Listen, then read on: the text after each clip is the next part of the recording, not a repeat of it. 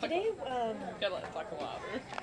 Hey, if you guys can leave your hands off the table, I can put this on the table. okay, good. But if you put your hands on the table, It'll it jiggles jiggle, really bad. See, I just look at there's a lip right there. So, today we're going to be talking about the experiences you've been having regarding the loss of your family member. Who was it that passed away recently?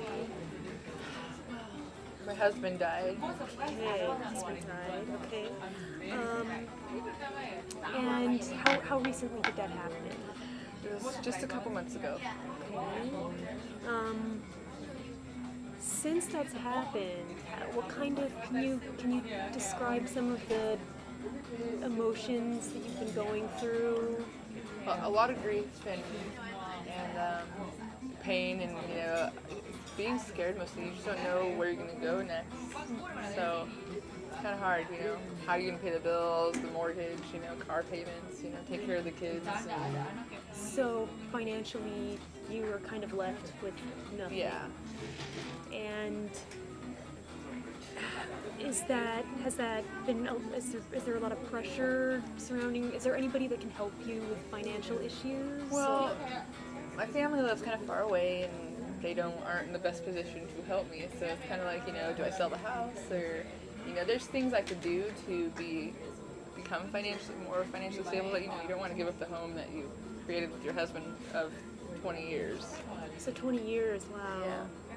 So, I can imagine then that if you were together for 20 years, that now your life is quite different and Quite a hole. yeah. So a change of routine. How has your routine changed from day to day? I don't think we've gotten back on a routine yet. Usually he was there to help the kids up in the morning and put them to bed and get them off to school, and then we both go to work and come home and do dinner and things like that. But now you're just kind of at a loss for what to do. You have to do it all yourself, so it's a lot. So you're taking care of 2 children? Mm-hmm, 2 children. How old are your children? 7 and 12. And how are your children taking this? My 7-year-old, thinks Daddy's gonna come back, eventually. You have to explain to him, Daddy's gone to heaven and is going to be there. So then, the 12-year-old obviously he is quite, distraught over it. That was his partner in crime. They did everything together. So was your 12-year-old son, was he expected to kind of step up and take over responsibility? I would never expect him to do that, but I think he sort of feels that, now that Dad's gone, and he knows what that means. He's, understands that. I don't think he thinks that now it's his responsibility, and I try to explain to him, you need to be a kid, not, not take on the responsibilities of a father figure. So.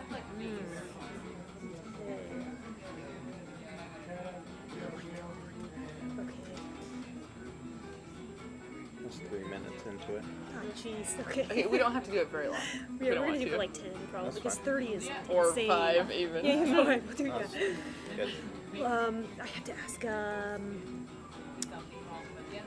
So I hear that you're feeling kind of.